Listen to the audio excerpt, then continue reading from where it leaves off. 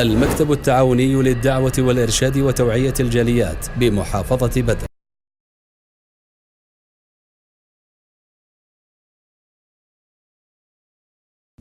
الحمد للہ رب العالمین والصلاة والسلام علی اشرف الانبیاء والمرسلین اما بعد.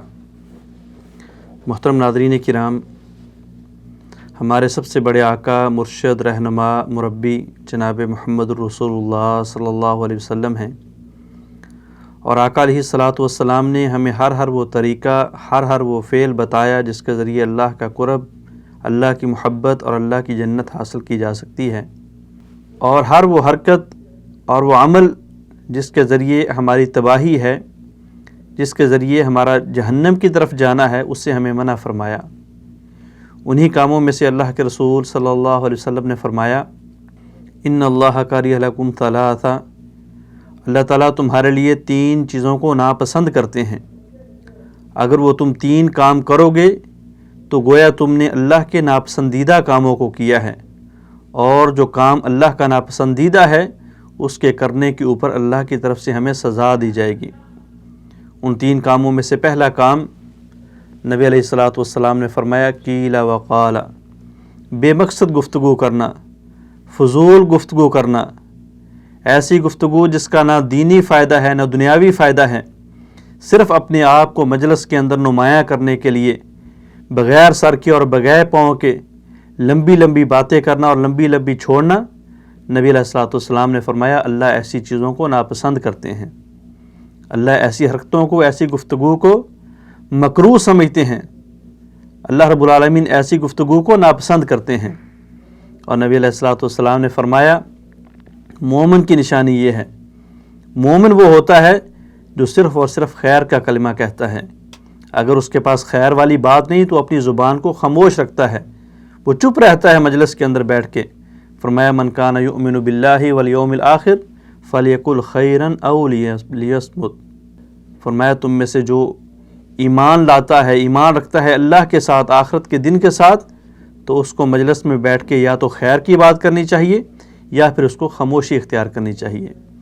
دوسرا کام جو اللہ کے ہاں ناپسندیدہ ہے، فرمایا وہ اضاعۃ المال، فرمایا وہ مال کو برباد کرنا ہے، مال کو ضائع کرنا ہے. اچھا پہننے کے اندر، اچھا کھانے کے اندر، اچھا پینے کے اندر کوئی حرج نہیں، لیکن ضرورت سے زیادہ پہننا اور ضرورت سے زیادہ کھانا اور پینا اور اس کو ضائع کرنا، اللہ تعالیٰ اس کو جو ہے وہ ناپسند کرتے ہیں. یہ فضول خرچی کے زمرے میں آتا ہے، اور فضول خرچی کرنے والا انسان شیطان کا بھائی ہے.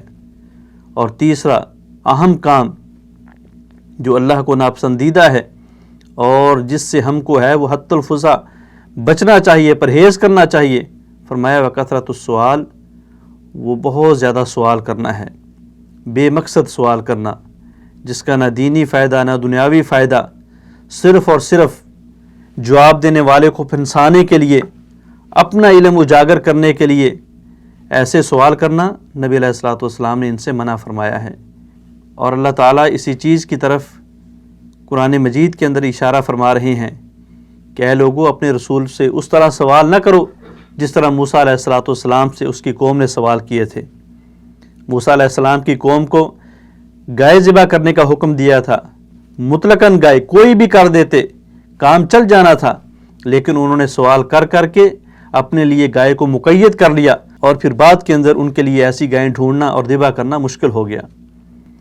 جناب ابو ہریرہ رضی اللہ تعالیٰ عنہ فرماتے ہیں اللہ کے رسول صلی اللہ علیہ وسلم نے فرمایا کہ جس چیز کو میں بیان کروں اس کو یاد کر لیا کرو، اور جس چیز کو میں چھوڑ دوں، جس کا میں ذکر نہ کروں، اس کا تم بھی ذکر نہ کیا کرو.